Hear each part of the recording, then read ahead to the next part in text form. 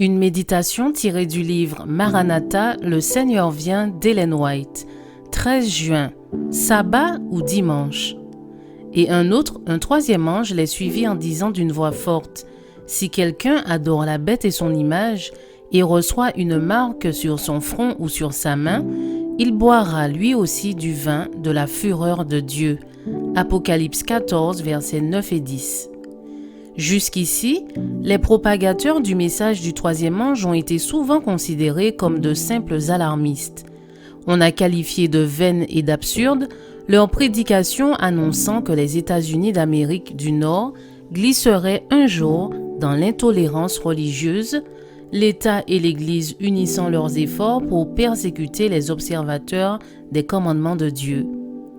Mais au moment où l'obligation d'observer le dimanche sera sérieusement agitée, lorsqu'on verra s'approcher l'événement déclaré chimérique, le message du troisième ange provoquera un effet qu'il n'aurait pas pu produire auparavant.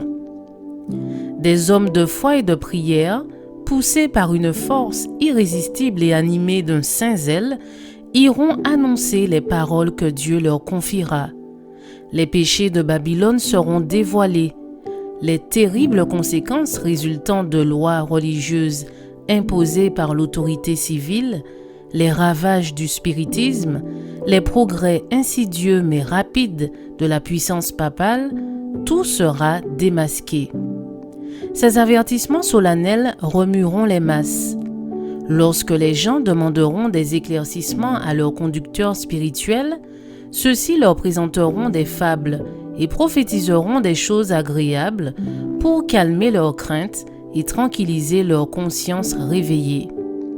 Et comme plusieurs se refuseront à accepter une simple déclaration humaine et exigeront d'eux un clair et précis « Ainsi parle l'Éternel », ces conducteurs religieux, à l'instar des pharisiens d'autrefois, qui irritaient la récusation de leur autorité, dénonceront le message d'avertissement comme venant de Satan et pousseront les foules à malmener et à persécuter ceux qui le proclament.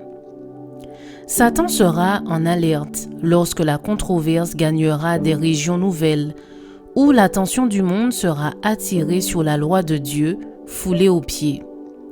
Il agira de telle sorte que la puissance du message excitera la fureur de ceux qui s'y opposeront. Le clergé fera des efforts presque surhumains pour empêcher la lumière de parvenir jusqu'à leur troupeau. Par tous les moyens dont ils disposent, ils s'efforceront d'empêcher la discussion de ces questions vitales. Le mouvement dominical devenant plus hardi, l'Église fera appel aux bras puissants de l'autorité civile, catholiques et protestants agissant de concert. Je vous souhaite une excellente journée, que Dieu vous bénisse.